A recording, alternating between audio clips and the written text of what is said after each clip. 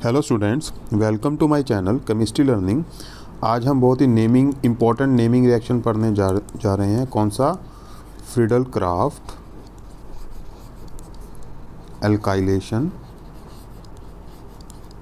And acylation. तो दोनों पढ़ेंगे। जैसा कि हमने अभी शुरू किया हुआ था रिएक्शंस ऑफ बेंजीन, तो ये जो रिएक्शन है Friedel craft alkylation, this is the example of reaction of benzene. अब ये बेंजीन की जो रिएक्शन है ये कौन से टाइप की रिएक्शन है? It is a type of electrophilic substitution reaction. तो इसका मतलब क्या है कि इस रिएक्शन में फ्रीडल क्राफ्ट एल्काइलेशन या एसाइलेशन में एक इलेक्ट्रोफाइल का जनरेशन होगा और वो इलेक्ट्रोफाइल बेंजीन के ऊपर जाके सब्स्टिट्यूशन करेगा। तो हम दोनों पढ़ेंगे, एल्काइलेशन पढ़ेंगे और इसकी बहुत सारी एग्जांपल्स, और एसाइलेशन। तो let's start Friedel craft alkylation. तो फ्रीडल क्राफ्ट एल्काइलेशन जो है, फ्रीडल क्राफ्ट एल्काइलेशन जो है, इसमें जो इलेक्ट्रोफाइल होगा वो कौन, उसका रोल कौन प्ले करेगा? वो करेगा कार्बोकैटायन। अब ये जो कार्बोकैटायन होता है ये कहाँ से जनरेट होगा? जैसे कि ये हो गया कार्बोकैटायन, ये वाला कार्बोकैटायन हो गया। ये दोनों क्या है? ये कार्बोकैटायंस हैं, इनके ऊपर पॉजिटिव चार्ज है। ठीक है, तो ये जो कार्बोकैटायंस हैं they will act as electrophile. ठीक है, अब क्वेश्चन क्या राइज होता है कि इनका जनरेशन कैसे होगा? ठीक है, बेंजीन तो हमारे पास है, लेकिन इलेक्ट्रोफाइल का जनरेशन कैसे होता है उसकी बात करते हैं। देखिए ये हमारे पास, पहले हम एक बार रिएक्शन को देख लेते हैं। ये है हमारे पास बेंजीन। जब हम इसका रिएक्शन किसी हैलो एल्केन के साथ करते हैं, हैलो एल्केन मतलब कोई भी एल्काइल हैलाइड, जैसे कि मिथाइल क्लोराइड। ठीक है, अब ये जो मिथाइल क्लोराइड है, ठीक है, ये जो एल्काइल हैलाइड है या हैलो एल्केन है, इसमें ये जो आर ग्रुप है this will act as electrophile. ठीक है, ये इलेक्ट्रोफाइल की तरह काम करेगा और ये अटैक करेगा इस रिंग के ऊपर। अब इस रिंग के ऊपर बहुत सारे क्या हैं? हाइड्रोजन्स लगे हुए हैं, जैसे कि यहाँ पे मैंने एक हाइड्रोजन शो कर दिया। तो ये जो इलेक्ट्रोफाइल होगा वो इस हाइड्रोजन को हटा के खुद वहाँ पे जाके लग जाएगा। लेकिन ये रिएक्शन जो है ये किसकी प्रेजेंस में होगा? ये होगा लुईस एसिड की प्रेजेंस में। लुईस एसिड कौन सा ले सकते हैं हम? एनहाइड्रस एल्यूमिनियम क्लोराइड और फेरिक क्लोराइड और BF3। तो इनमें से कोई भी यूज़ कर सकते हैं। ये सब क्या हैं? ये लुईस एसिड्स हैं। इनका रोल देखेंगे ये क्या काम करते हैं इसमें। तो अब क्या होगा, यहाँ पे जनरेशन, यहाँ पे जो इलेक्ट्रोफाइल जनरेट होगा यानी कि R पॉजिटिव जो जनरेट होगा, ठीक है, वो जाके कहाँ पे लग जाएगा? वो लग जाएगा रिंग के ऊपर, मतलब कि हाइड्रोजन को हटा के रिप्लेस करके खुद वहाँ पे जाके ये अटैच हो जाएगा इस तरह से। और ये जो X है यानी कि जो हैलाइड ग्रुप है, यानी कि जैसे ये Cl है, ये इसको हम X से डिनोट कर रहे हैं। ये X इस हाइड्रोजन के साथ मिलके क्या बना लेगा? इसके साथ मिलके क्या बना लेगा? ये हैलोजन एसिड।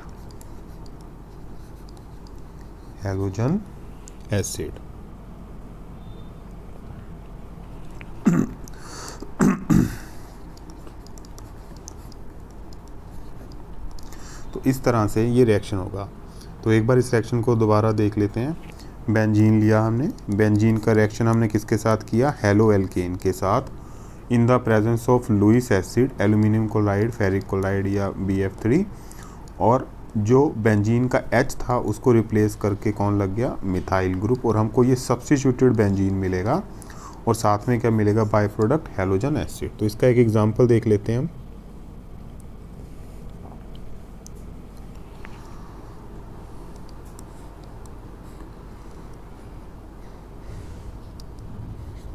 सपोज करते हैं हम रिएक्शन कर रहे हैं मिथाइल क्लोराइड के साथ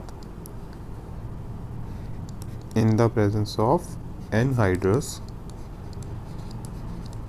एल्युमिनियम क्लोराइड क्या होगा, ये जो CH3 ग्रुप है, ये जो CH3 ग्रुप है, it will act as electrophile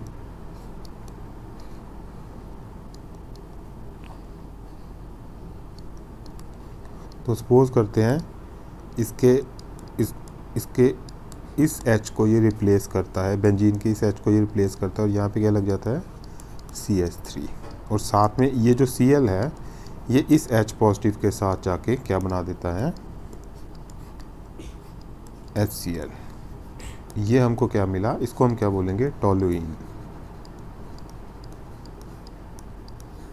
ठीक है, तो अब बात करते हैं कि इसमें ये जो हमने एनहाइड्रस एल्युमिनियम क्लोराइड यूज़ किया यानी कि लुईस एसिड जो यूज़ किया, इसका क्या रोल है और इसका मैकेनिज्म।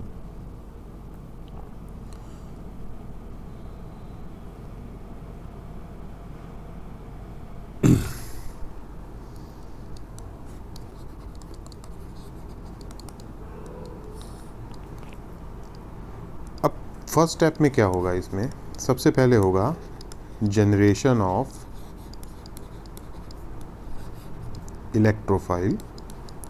ठीक है, यानी कि कौन सा इलेक्ट्रोफाइल, जो हमारा कार्बोकेटायन है। सेकंड स्टेप में क्या होगा, attack of electrophile on benzene. Third step में क्या होगा, रिमूवल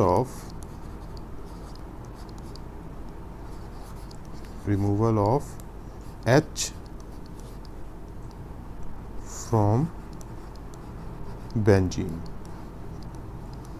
तो ये 3 स्टेप में होगा, आप इनको नोट कर लो तीनों स्टेप को, generation of electrophile, attack of electrophile on benzene and removal of H। देखो ये H हटेगा तभी तो इसकी जगह पे इलेक्ट्रोफाइल जाके बाइंड करेगा ना। तो पहले बात करते हैं जनरेशन ऑफ इलेक्ट्रोफाइल कैसे होता है।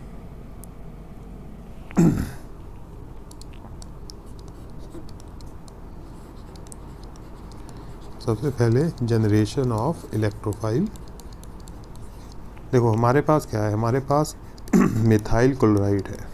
ठीक है, अब मिथाइल क्लोराइड जो है it is a polar molecule. ठीक है, जो Cl है ये थोड़ा सा इलेक्ट्रोनेगेटिव है, ये इलेक्ट्रॉन अपनी तरफ थोड़ा से शिफ्ट करके रखता है। तो इसके ऊपर कौन सा चार्ज रहता है, पार्शियल नेगेटिव, और इसके ऊपर कौन सा चार्ज रहता है, पार्शियल पॉजिटिव। जब हम इसको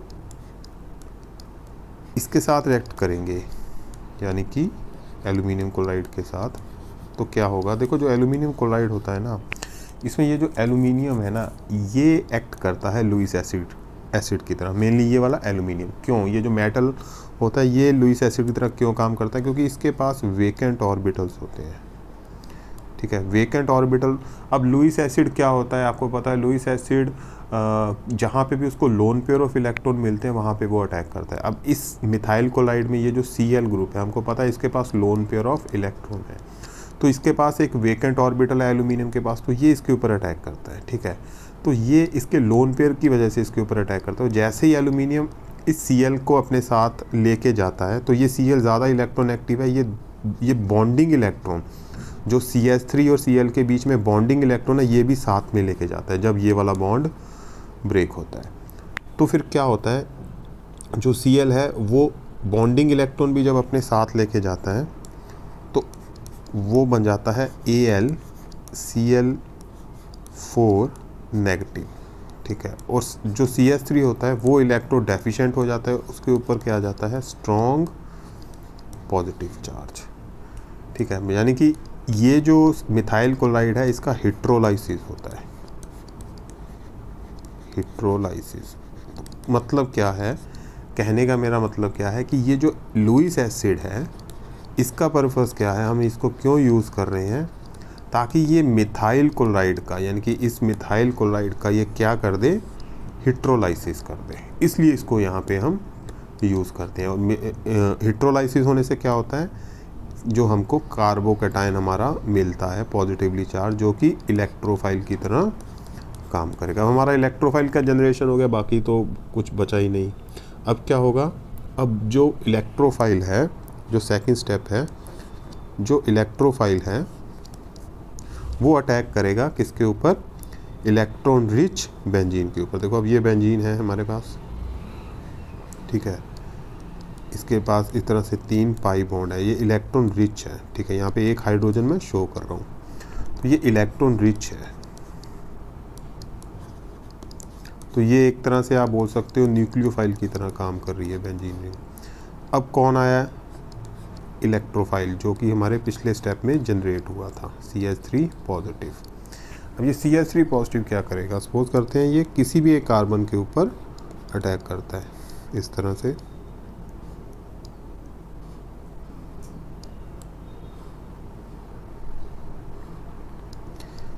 ये जैसे ही इस कार्बन के ऊपर अटैक करता है, यहाँ पे CH3 जाके बाइंड करता है, यहाँ पे एक H पहले से ही है ना, तो क्या होता है इसके साथ वाला जो कार्बन है, ये जो पाई इलेक्ट्रॉन है, ये वाला जो पाई इलेक्ट्रॉन, ये शिफ्ट हो गई इस कार्बन के पास आ जाते हैं, है ना। तो जैसे ही इस कार्बन के पास, क्योंकि इसने इस CH3 के साथ बॉन्ड बनाना है, तो ये पाई इलेक्ट्रॉन किसके पास आ जाते हैं, इस कार्बन के पास आ जाते हैं, इस कार्बन के पास। तो ये वाला जो कार्बन, इसका एडजेसेंट कार्बन है, ये इलेक्ट्रो डेफिशिएंट हो जाता है, इसके ऊपर कौन सा चार्ज आ जाता है, पॉजिटिव, ठीक है। तो ये एक इसकी एक रेजोनेटिंग स्ट्रक्चर बनती है। अब आपने क्या याद करना है, अब आपने इसकी रेजोनेटिंग स्ट्रक्चर्स बनानी है इसके बाद। अब रेजोनेटिंग स्ट्रक्चर कैसे बनाते हैं वो मैं आपको बता रहा हूँ। रेजोनेटिंग स्ट्रक्चर बनाना बहुत आसान है, आपने 1-2 चीज़ें याद रखनी है। जब भी आप रेजोनेटिंग स्ट्रक्चर बनाते हो तो जो चार्ज होता है ना, जैसे कि यहाँ पे चार्ज क्रिएट हो गया ना इलेक्ट्रोफाइल के अटैक की वजह से, इस कार्बन के ऊपर चार्ज क्रिएट हो गया। अब आपने इस चार्ज को इस पूरी रिंग पे घुमाना है, इस पूरी रिंग पे घुमाना है आपने। तो वो कैसे घुमाओगे आप इसको घुमाने के लिए आपने एक चीज़ याद रखनी है, आपने अल्टरनेटिवली इस पॉजिटिव चार्ज को घुमाना है ना, एक एक कार्बन को छोड़ के। जैसे कि ये पाई इलेक्ट्रॉन है, ये इस पॉजिटिव चार्ज को कम करने के लिए यहाँ पे शिफ्ट होंगे, तो पॉजिटिव चार्ज कहाँ आ जाएगा, इस कार्बन पे आ जाएगा, ठीक है। देखो इस तरह से,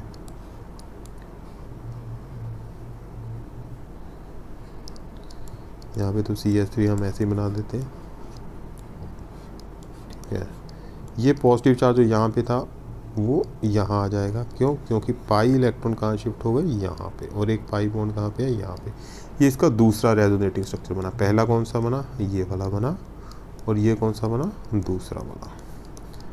अब तीसरा वाला कैसे बनेगा, अब आपने क्या करना है, अब आपने फिर से इस पॉजिटिव चार्ज को एक कार्बन छोड़ के यहाँ पे ले आना है, तो ये पाई इलेक्ट्रॉन कहाँ आ जाएंगे, यहाँ आ जाएंगे, ठीक है।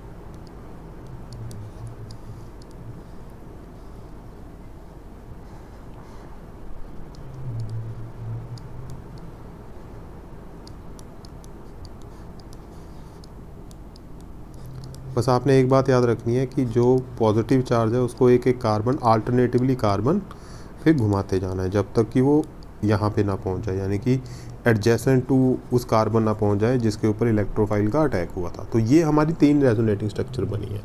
अब आप इस स्ट्रक्चर को, इन तीनों रेजोनेटिंग स्ट्रक्चर को अगर आप देखोगे तो आप इनमें एक चीज़ पाओगे कि ये हाईली अनस्टेबल है, हाईली अनस्टेबल है। ये ऐसा क्यों है, ऐसा क्यों है कि ये इतना अनस्टेबल है?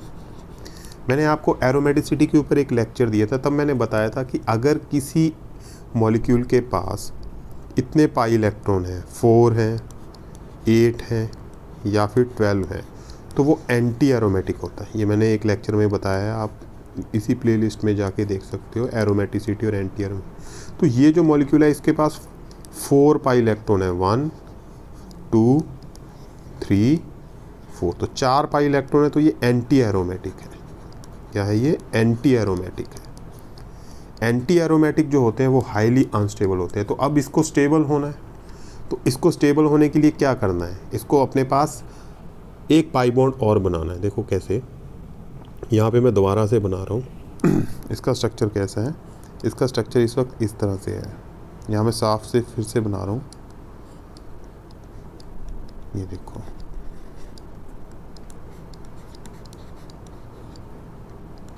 ये है इसका स्ट्रक्चर। तो यहाँ पे कितने पाई इलेक्ट्रॉन है? 4 पाई इलेक्ट्रॉन है। आप काउंट कर सकते हो, 4 पाई इलेक्ट्रॉन है। एक इसके पास है, 2 3 एंड 4, तो 4 पाई इलेक्ट्रॉन है। और जहाँ पे भी 4 पाई इलेक्ट्रॉन होते हैं वहाँ पे क्या होता है? एंटी एरोमेटिक होता है, वो अनस्टेबल होता है।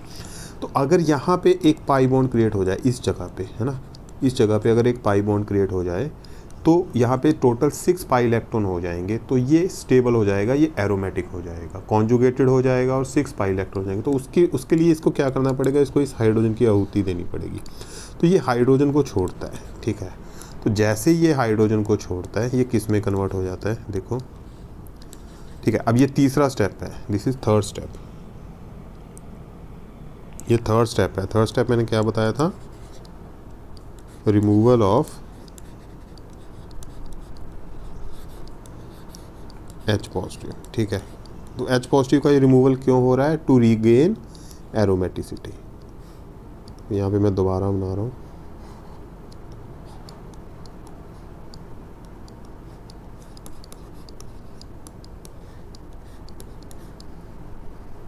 यहाँ पे है पॉजिटिव चार्ज। तो अब ये हाइड्रोजन को छोड़ेगा तो क्या होगा, जैसे ये हाइड्रोजन यहाँ से जाएगा इसके पास यहाँ पे एक पाई बॉन्ड क्रिएट हो जाएगा यहाँ पे क्या रह जाएगा, सिर्फ CH3, ठीक है। तो ये हमको अपना हमारा फाइनल प्रोडक्ट मिल जाएगा। लेकिन यहाँ पे जो H निकला यहाँ से ना, यहाँ से जो H निकला वो कहाँ गया, ठीक है, वो कहाँ पे यूटिलाइज हुआ, देखते हैं वो H पॉजिटिव कहाँ गया। देखो हमारे फर्स्ट स्टेप में क्या बना था, AlCl4 नेगेटिव, ठीक है। इसका अगर हम इसका अब क्या होगा, इसके साथ कौन रिएक्ट करेगा, H पॉजिटिव, ठीक है। वो क्या करेगा, इस एल्युमिनियम के पास 4 Cl हैं, ठीक है। तो अपनी वैलेंसी से इसने एक बॉन्ड ज़्यादा बनाया हुआ है, तो क्या करेगा ये, इसमें से एक Cl इस HCl H के साथ मिलके क्या बना देगा, HCl, और हमको AlCl3 एज इट इज़ मिल जाएगा। AlCl3 हमको एज इट इज़ मिल जाएगा। इसका मतलब जो लुईस एसिड जो है हमारा, है ना, ये लुईस एसिड था ना, ये एक और भी, इसको हम एक और टर्म भी दे सकते हैं, ये कैटालिस्ट की तरह काम कर रहा है। कैटालिस्ट मैं क्यों बोल रहा हूँ इसको, क्योंकि ये हमको एज इट इज़ मिल गया लास्ट में, देखो ना, ये हमको एज इट इज़ मिल गया AlCl3। तो ये तो था फ्रीडल क्राफ्ट एल्काइलेशन के बारे में। इसके बारे में अभी हम और भी एग्जांपल पढ़ेंगे, लेकिन एक बात मैं आपको और थोड़ा सा बता दूं कि हम एल्यूमिनियम क्लोराइड को हमेशा, जो हम लुईस एसिड लेते हैं उसको हम हमेशा एनहाइड्रस ही क्यों यूज़ करते हैं, ये हमेशा एनहाइड्रस ही क्यों यूज़ किया जाता है, इसलिए यूज़ किया जाता है क्योंकि जो एल्यूमिनियम क्लोराइड होता है ना, जो एल्यूमिनियम क्लोराइड है इसमें जो Al है ये लुईस एसिड की तरह काम कर रहा है। इसके पास क्या है, इसके पास वेकेंट ऑर्बिटल्स हैं। अगर आप इसका इलेक्ट्रॉनिक कॉन्फ़िगरेशन लिख के देखोगे तो इसके पास वेकेंट ऑर्बिटल होती है।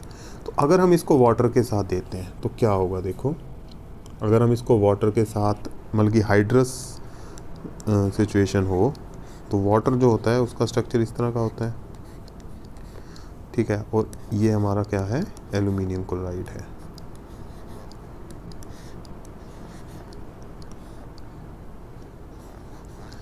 तो जो वाटर है इसके ऑक्सीजन के पास क्या होता है, लोन पेयर ऑफ इलेक्ट्रॉन होते हैं। और मैंने आपको बताया कि ये हमेशा किसके ऊपर अटैक करता है, जो लुईस एसिड होता है वो हमेशा लोन पेयर के ऊपर अटैक करता है।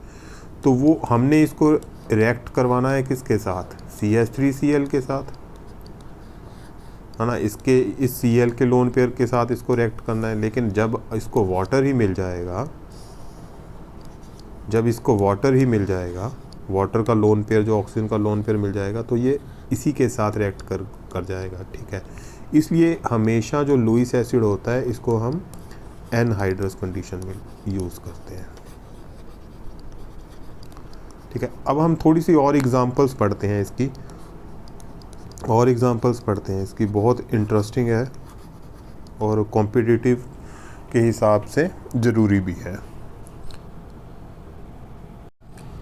Now let's discuss some examples of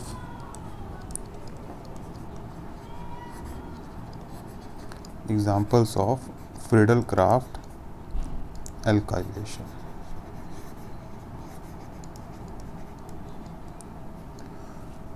एक एग्जांपल देखते हैं, जैसे कि सपोज करते हैं हमारे पास एक बेंजीन है,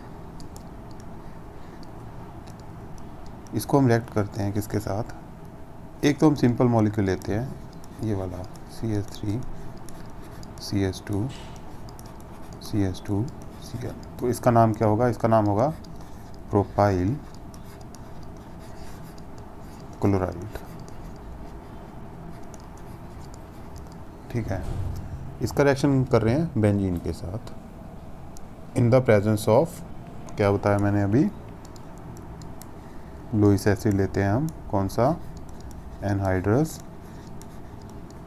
एल्युमिनियम क्लोराइड। अब क्या लगता है आपको, अब क्या होगा? सपोज करते हैं आप जो सोच रहे हो, आप यही सोच रहे हो ना, कुछ नहीं है इसमें, यहाँ पे कोई एक एच है ना, कोई एक एच है यहाँ पे, हाँ सभी के पास एक एक एच है, एक एच है, उसको हटा के यहाँ पे हम क्या लगा देंगे? ये लगा देंगे, यही सोच रहे हो ना आप, और साथ में क्या बना देंगे? HCl। तो ये गलत है, ये आंसर गलत है आपका। इसका कारण मैं आपको बताता हूँ। आपने जो सोचा वो सही सोचा, लेकिन इसमें आपने एक शायद आपने पढ़ा हो स्टेबिलिटी ऑफ कार्बोकैटायंस। क्या? स्टेबिलिटी ऑफ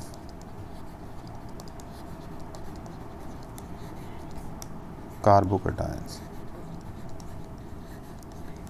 हमें पता है जो कार्बोकैटायन होते हैं वो 3 तरह के होते हैं। एक तो जैसे कि ये एक सिंपल कार्बोकैटायन है, ठीक है, ये सिंपल कार्बोकैटायन है, और उसके बाद एक, या इसको हम 0 डिग्री कार्बोकैटायन बोलते हैं।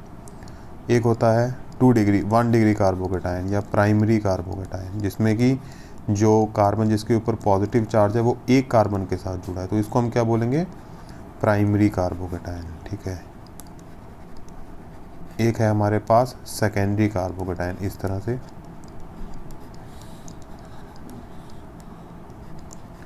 इसके ऊपर पॉजिटिव चार्ज है, ठीक है, और एक है हमारे पास टर्शरी कार्बोकैटायन।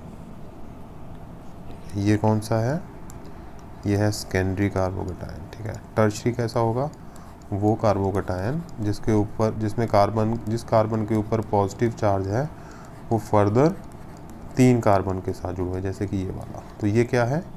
टर्शरी कार्बोकैटायन है, टर्शरी कार्बोकैटायन। अब इन चारों में से सबसे ज़्यादा स्टेबल कार्बोकैटायन कौन सा होगा? कोई मॉलिक्यूल में अगर कार्बोकैटायन का जनरेशन हो रहा है तो वो कौन सा कार्बोकैटायन बनाने की कोशिश करेगा? ऑब्वियसली वो कौन सा कार्बोकैटायन बनाएगा? टर्शरी बनाने की कोशिश करेगा। देखो क्यों, उसका कारण हम बात कर लेते हैं। जो कार्बोकैटायंस होते हैं ना, जो कार्बोकैटायंस होते हैं उनका जो स्टेबिलिटी ऑर्डर होता है, जो स्टेबिलिटी ऑर्डर होता है वो क्या होता है?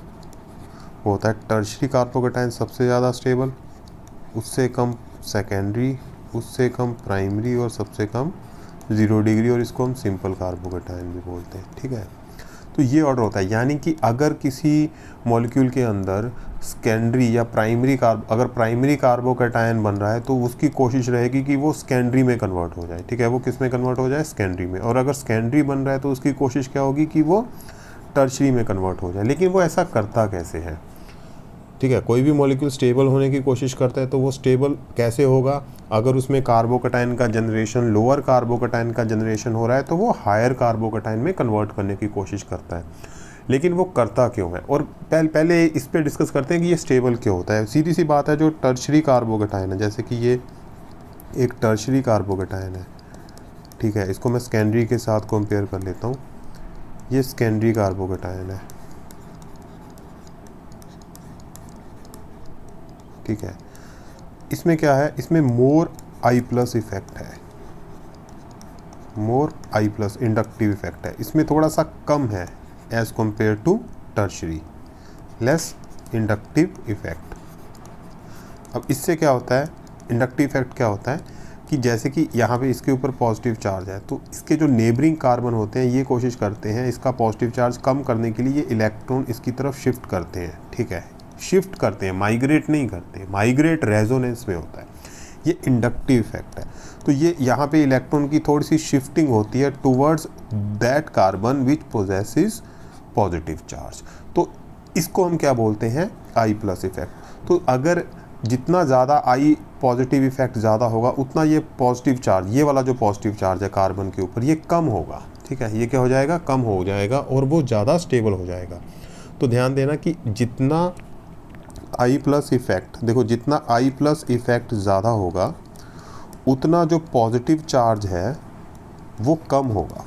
ठीक है, ध्यान देना, जितना I प्लस इफ़ेक्ट ज़्यादा होगा उतना पॉजिटिव चार्ज कम होगा, उतनी स्टेबिलिटी ज़्यादा होगी। जितना चार्ज कम होता है किसी मॉलिक्यूल के पास उतनी उसकी स्टेबिलिटी क्या होती है, ज़्यादा होती है। ठीक है, इन चीज़ों को याद रखना। आप इसको सिर्फ इतना भी याद रख सकते हो, जितना I प्लस इफ़ेक्ट ज़्यादा होगा उतनी स्टेबिलिटी ज़्यादा होगी। ठीक है, तो हमें पता है कि जो टर्शरी कार्बोकेटायन है उसमें कार्बन जिसके ऊपर पॉजिटिव चार्ज है, ठीक है, उसके पास वो 3 कार्बन के साथ जुड़ा हुआ है। ठीक है, तो इसका मतलब यहाँ पे I प्लस इफ़ेक्ट ज़्यादा है।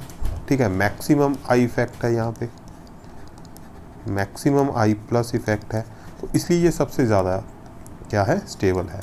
लेकिन जो सेकेंडरी है उसके पास सिर्फ 2 मिथाइल ग्रुप है, तो थोड़ा सा कम है I plus effect.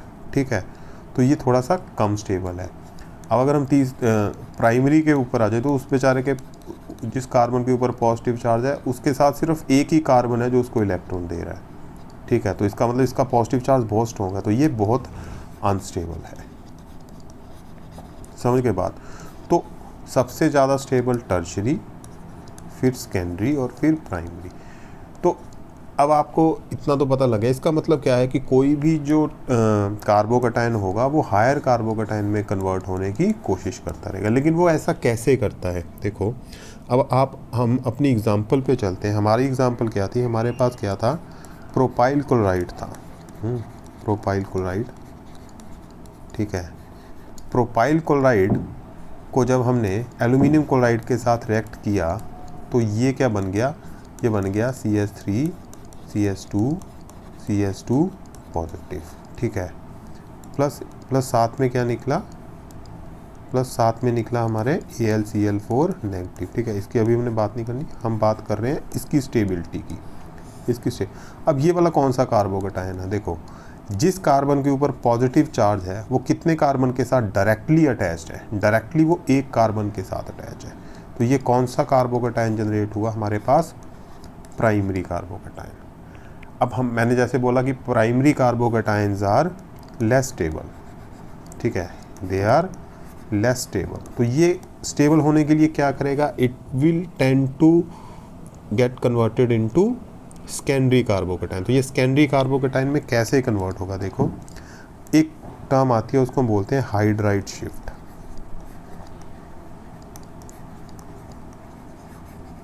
Hydride shift में क्या होता है, जैसे कि हमारे पास ये प्राइमरी कार्बोकेटायन है, ये है हमारे पास प्राइमरी कार्बोकेटायन। ठीक है,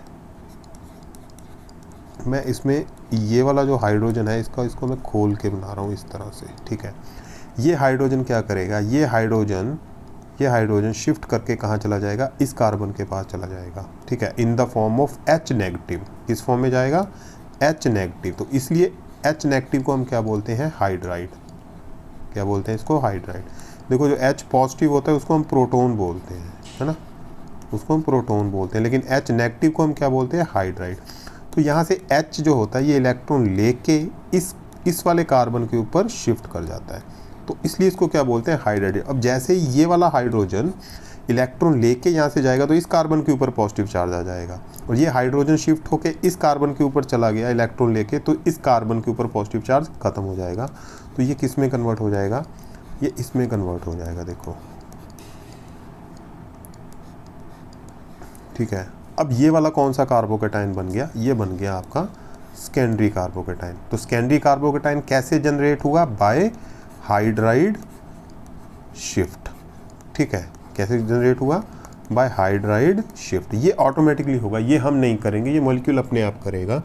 तो इसका मतलब क्या है यहाँ पे 2-3 बातें आपने याद रखनी है। पहली बात कि अगर कार्बोकेटायन बन रहा है तो हायर कार्बोकेटायन में वो कन्वर्ट होगा, किस में कन्वर्ट होगा, हायर का, अगर पॉसिबिलिटी हो, जरूरी नहीं है कि होगा, अगर पॉसिबिलिटी हुई हायर कार्बोकेटायन में कन्वर्जन होगा उसका।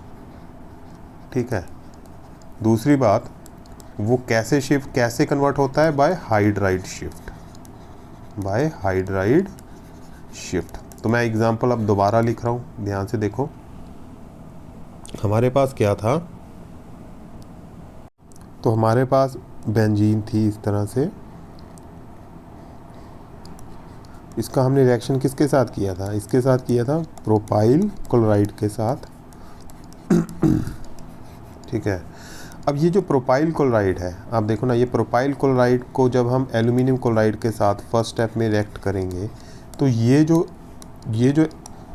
जो है ये क्या देगा हमको, ये हमको क्या देगा, प्राइमरी कार्बोकेटाइन देगा पहले। ठीक है। अब ये जो प्राइमरी कार्बोकेटाइन है ये हाईली अनस्टेबल है, तो ये किस में कन्वर्ट हो जाएगा, बाय हाइड्राइड शिफ्ट सॉरी, ये किस में कन्वर्ट हो जाएगा, हाइड्राइड शिफ्ट करके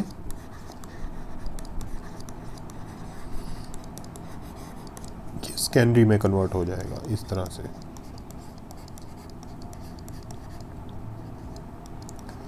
अब क्या होगा, ये जो सेकेंडरी कार्बोकेटाइन है ये अटैक करेगा अब बेंजीन के ऊपर। ठीक है। अब ये अटैक करेगा बेंजीन के ऊपर। ठीक है। अब इसके ऊपर, इसको मैं बेंजीन के साथ अगर रिएक्ट करूं तो क्या बनेगा, देखो तो बनेगा ये।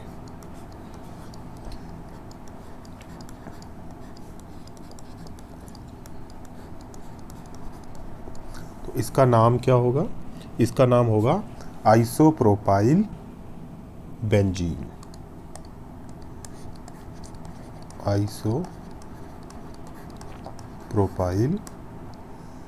बेंजीन, या इसको क्यूमीन भी बोलते हैं। क्या बोलते हैं, क्यूमीन भी बोलते हैं इसको।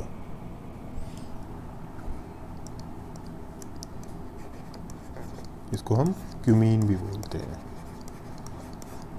आइसोप्रोपाइल बेंजीन या क्यूमीन। तो आपने ध्यान देना है। अब मैं आपको एक एग्जांपल और देता हूँ, आप सॉल्व करना उसको।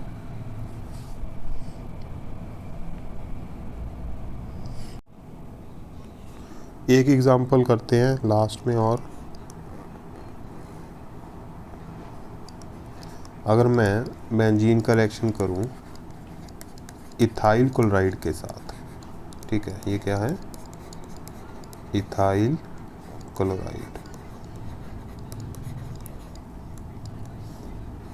इन the presence of anhydrous aluminium chloride, तो क्या होगा, क्या आप यहाँ पे हाइड्राइड शिफ्ट देखने को मिलेगा। देखो यहाँ पे अगर Cl निकलता है ना, ये Cl इलेक्ट्रॉन लेके जाता है तो इसके ऊपर आ जाता है पॉजिटिव चार्ज, तो ये कौन सा कार्बोकेटाइन बनेगा, ये प्राइमरी कार्बोकेटाइन। तो क्या ये सेकेंडरी में कन्वर्ट हो सकता है। आप देखो, आप इस कार्बन पे से हाइड्राइड शिफ्ट करके भी देखो तो भी क्या होगा, तो भी वो यही रहेगा। ठीक है। तो ये बन जाएगा, तो ये भी क्या है, प्राइमरी कार्बोकेटाइन। तो हर जगह पे आपने हाइड्राइड शिफ्ट नहीं करना, आपने हाइड्राइड शिफ्ट सिर्फ वहाँ पे करना है जहाँ पे हायर कार्बोकेटाइन के बनने की पॉसिबिलिटी हो, हर जगह पे नहीं करना। ठीक है। तो यहाँ पे हमें ज़रूरत ही नहीं है, क्योंकि आप अगर हाइड्राइड शिफ्ट कर भी दोगे तो भी वो प्राइमरी कार्बोकेटाइन ही रहेगा। तो इसमें प्रोडक्ट क्या बनेगा,